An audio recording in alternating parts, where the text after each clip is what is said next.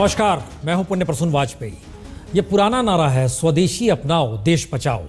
नए तौर पर स्वदेशी फंडा, वह भी प्रधानमंत्री का। जी, बीजेपी का पुराना नारा या संघ का पुराना नारा संयोग से आज बीजेपी की सालगिरह के मौके पर भी गूंज ही गया। लेकिन आज जैसे इसके सियासी चेहरे बिल्कुल बदले हुए थे, वैसे ही स्वदेशी में तब्दील हो गया। संदर्भ भी बदल गया। विदेशी कपड़ों और दूसरे साज सामानों के विरोध की जगह प्राइम मिनिस्टर मोदी का शोर है ग्लोबल वार्मिंग के खिलाफ स्वदेशी फंडे पर।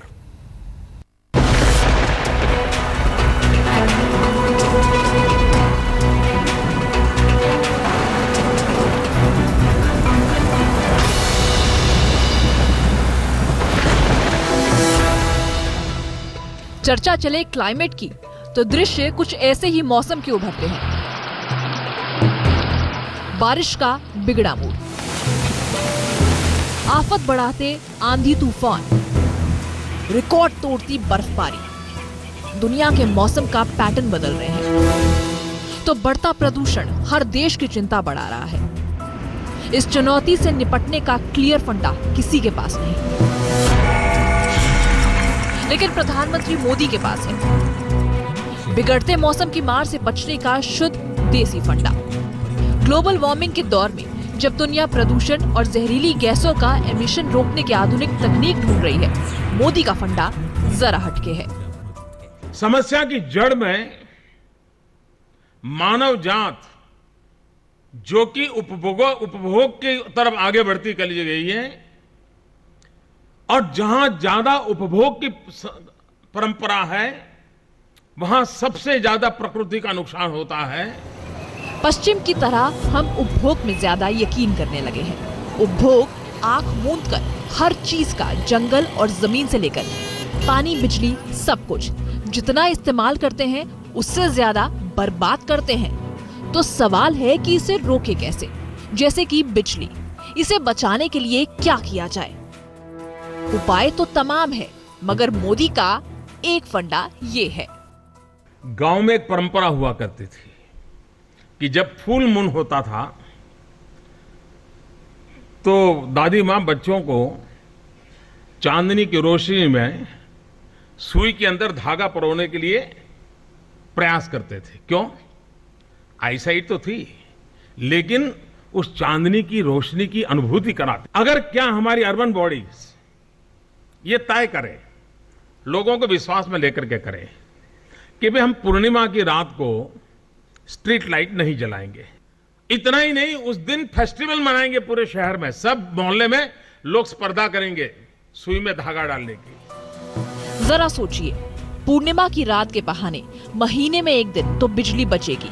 आज के शहरी युग में आपको भले ही ये संभव नहीं लगता, लेकिन मोदी कहते हैं आजमा कर तो देखिए।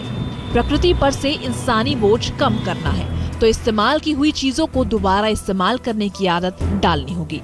ये प्रधानमंत्री का दूसरा फंडा है। आजकल दुनिया में रिसाइकल की बड़ी चर्चा है और माना जाता है कि ये कोई नया विज्ञान आया है, नई व्यवस्था आई है। मोदी के फंडे के मुताबिक आप क्या क्या चीजें रिसाइकल कर सकते हैं, आप सोचिए। इस बीच हल्के फुल्के अंदाज में एक उदाहरण जरूर सुना दिया। जरा हमारे यहां देखो, रिसाइकल, रीयूज और कम से कम उपयोग करने की हमारी प्रकृति कैसी रही है। पुराना जमाने की जरा अपने घर में दादी माँ उनके जीवन को देखिए। घर में कपड़े अगर पुराने हो गए होंगे तो उसमें से रात को बिछाने के लिए गद्दी बना देंगे। वो भी अब उपयोगी नहीं रही तो उसमें से भी झाड़ू पोते के लिए उस जगह का उपयोग करेंगे। यानी एक चीज को रिसाइकल कैसे करना, घर में ही हर चीज का, वो हमारे यहाँ सहज परंपरा थी।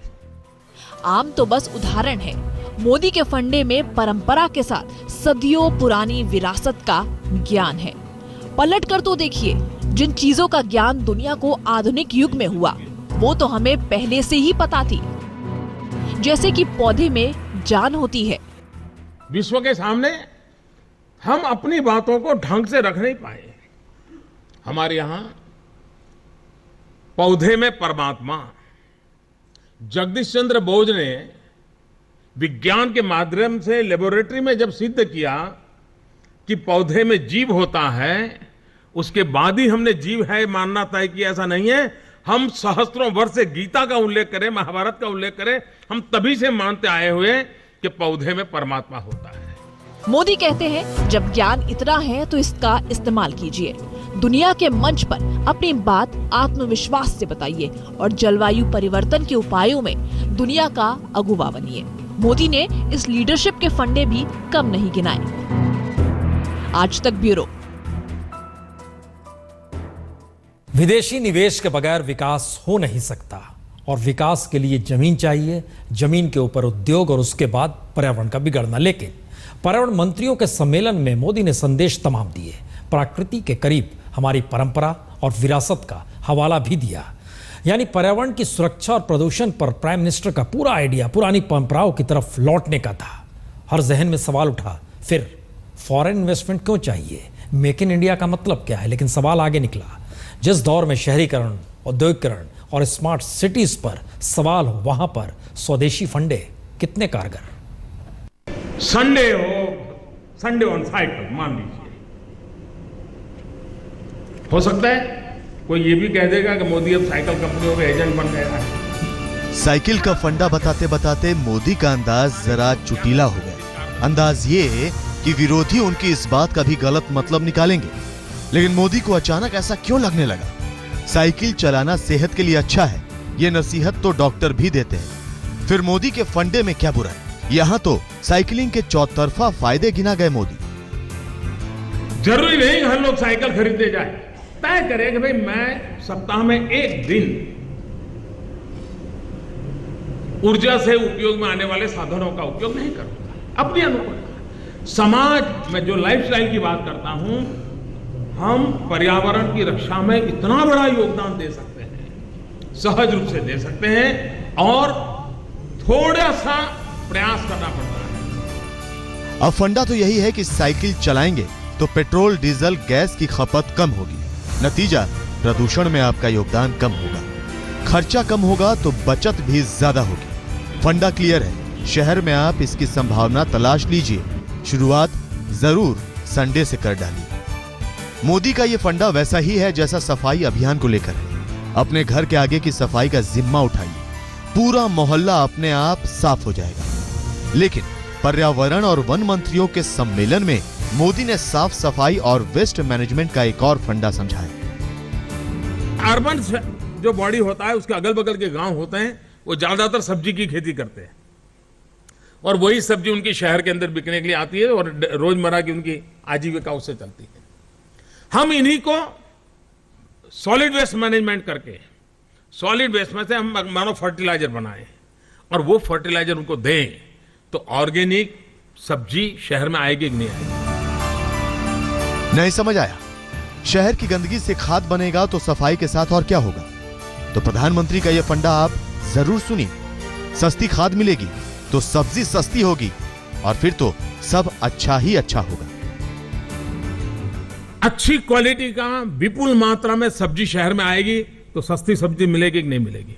सस्ती सब्जी गरीब से गरीब व्यक्ति खाएगा तो न्यूट्रिशन में के प्रॉब्लम को सॉल्व होगा कि नहीं होगा? वेजिटेबल सफिशिएंट खाएगा तो हेल्थ सेक्टर का बजट कम होगा कि नहीं होगा? ऐसे फायदे तमाम होंगे। पहले आइडिया तो समझिए, इसमें संदेश सबके लिए है। पीएम के फंडे में ऐसा नहीं कि सारे संकेत शहर वालों के लिए हैं, गांव कस्बों वालों के लिए भी कम नहीं। जैसे कि खाना पकाने वाली गैस, आप गैस पैदा करोगे, गैस दोगे तो जितनी मात्रा में गैस पैदा करोगे, जो गैस सिलेंडर की सब्सिडी है वो बचेगी, तो वो गैस सब्सिडी हम आपको ट्रांसफर करेंगे, आपके वायबिलिटी गैप फंडिंग में काम आएगी। हम एक उसका फाइनेंस का भी मॉडल क्रिएट कर सकते हैं। कुल मिलाकर फंडे का फलसफा ये कि पहले प्रकृति पर से अपना बोझ कम कीजिए।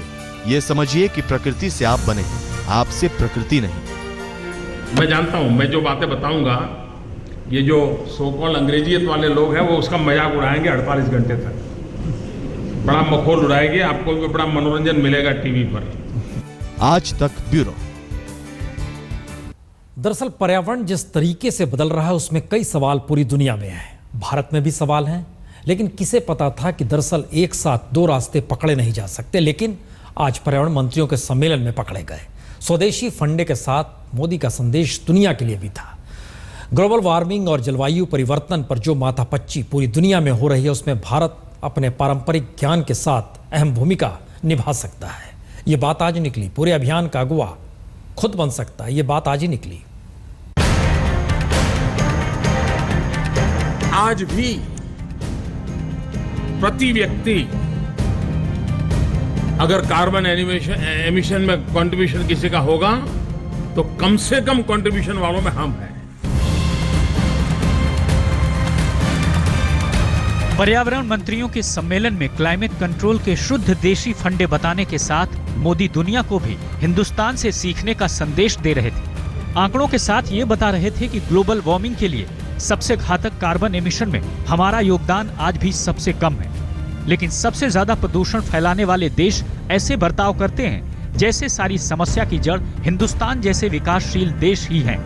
पीएम के मुताबिक ये ऐसी धारणा है जिसे ग्लोबल वार्मिंग की बढ़ती चुनौतियों के साथ ही बदलना होगा।